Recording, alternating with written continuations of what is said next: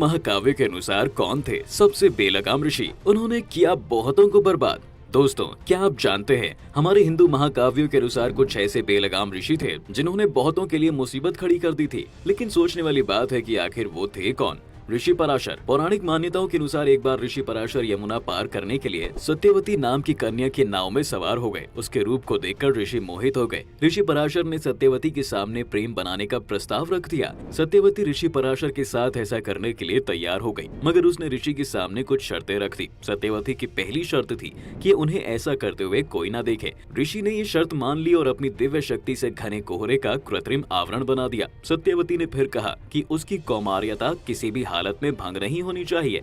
ऋषि ने आश्वासन दिया कि उसकी कौमार्यता वापस आ जाएगी। इसके साथ ही सत्यवती ने कहा कि अगर ऋषि उन्हें मछली जैसी बदबू से मुक्त करेंगे तो ही वो उनकी बात मान जाएंगी। ऋषि ने तुरंत उसकी बदबू दूर कर दी और उसके शरीर से फूलों की खुशबू आने लगी। इस तरह ऋषि पराशर और सत्यवती के बीच प्रेम बना। सत्यवती ने फिर एक पुत्र को जन्म दिया। वही आगे चलकर महर्षि वेदव्यास के नाम से जाने गए। वेदव्यास ने ही महाभारत की रचना की है। महर्षि वेदव्यास। वहीं दोस्तों, बीतते समय के साथ सत्यवती की शादी राजा शांतनु से हो गई, जिसके बाद उन्होंने दो पुत्र चित्रांगद और विचित्रवीर्य को जन्म दिया। लेकिन एक दिन चित्रांगद की युद्ध में मौत हो गई, जिसके चलते विचित्रवीर्य को राजा बना दिया गया। विचित्रवीर्य की दो पत्नियां अंबिका और अंबालिका थीं। सत्यवती को अपने कुल के चिराग का बेसब्री से इंतजार था, लेकिन नियति को कुछ और ही मंजूर था। विचित्रवीर्य को दोनों ही पत्नियों से कोई संतान नहीं हुई और एक दिन ऐसा आया कि जब वह यह दुनिया छोड़कर ही चला गया। इन सब के बाद भी सत्यवती के मन में वंश की इच्छा खत्म नहीं हुई। वंश की रक्षा के लिए सत्यवती ने अपने पहले बेटे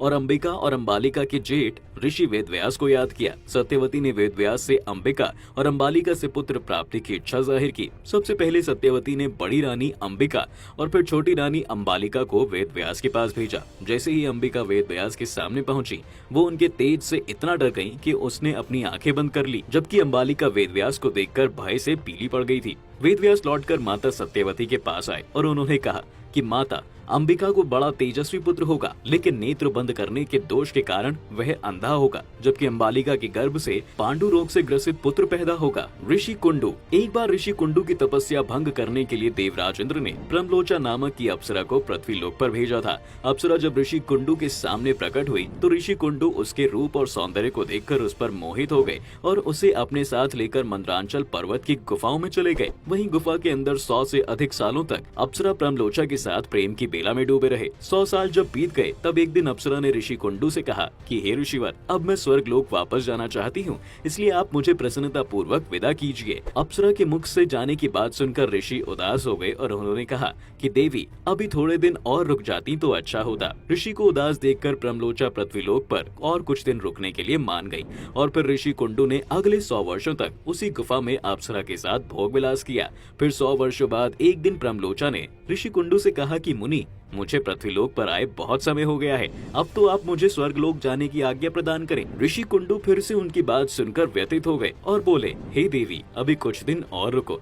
ऐसे ही करते करते कई 100 साल गुजर गए और जब भी प्रमलोचा स्वर्गलोक जाने की बात ऋषि से कहती तो वो किसी भी तरह उसे मना लेते और अप्सरा ऋषि के श्राप के डर से कुछ भी नहीं कह पाती। तो दोस्तों, आपने देखा हिंदू महाकाव्यों के अनुसार कौन थे बेलगाम ऋषि। दोस्तों, सिर्फ ऋषि ही नहीं बल्कि ऐसे ही कुछ देव भी हुआ करते थे। अब सोचने वाली बात है कि आखिर वो थे कौन। वैसे तो चांद को लेकर कई पौराणिक कथाएं हैं। एक बेहद प्रचलित पौराणिक मान्यता की माने तो चंद्रदेव, जिसका रिश्ता देवों के गुरु बृहस्पति की पत्नी से जुड़ा है। कहते हैं बृहस्पति से शिक्षा लेने के बाद चंद्रमा ने एक ऐसा अपराध किया जिससे देवगुरु का क्रोध चरम सीमा पर पहुंच गया। ऐसी पौराणिक मान्यता है कि चंद्रमा ने बृहस्पति की पत्नी तारा का अपहरण कर लिया था। चंद्रमा ने तारा से विवाह कर लिया, जिससे बुध ग्रह का जन्म हुआ। इस विवाद के बाद बृहस्पति और चंद्रमा में भीषण युद्ध हुआ। उस युद्ध में बृहस्पति ने चंद्रमा को पराजित कर दिया। कहते हैं उसके बाद चंद्रमा को बृहस्पति की पत्नी तारा को वापस करना पड़ा।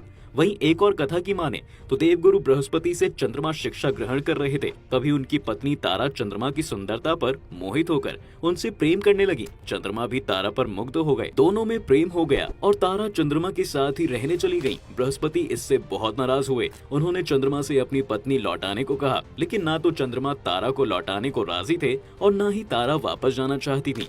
इसी बात पर बृहस्पति और उनके शिष्य चंद्र के बीच युद्ध शुरू हो गया। दैत्यों के गुरु शुक्राचार्य और बृहस्पति में पहले से ही बैर था, इसलिए शुक्र चंद्रमा के साथ हो गए। बलि चंद्रमा के ससुर थे। वह भी चंद्रमा की मदद के लिए आ गए। असुरों के चंद्रमा के साथ हो जाने से देवताओं ने युद्ध में बृहस्पति का साथ दिया। गुरु शिष्य के बीच शुरू हुए झगड़े ने महासंग्राम का रूप ले लिया।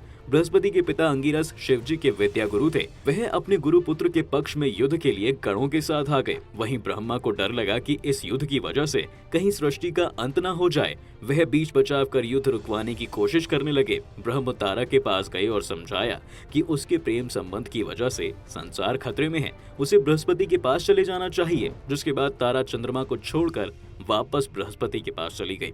तो दोस्तों, आज की वीडियो में बस इतना ही। अगर आपको हमारी ये वीडियो पसंद आई हो तो हमें कमेंट करके जरूर बताइएगा।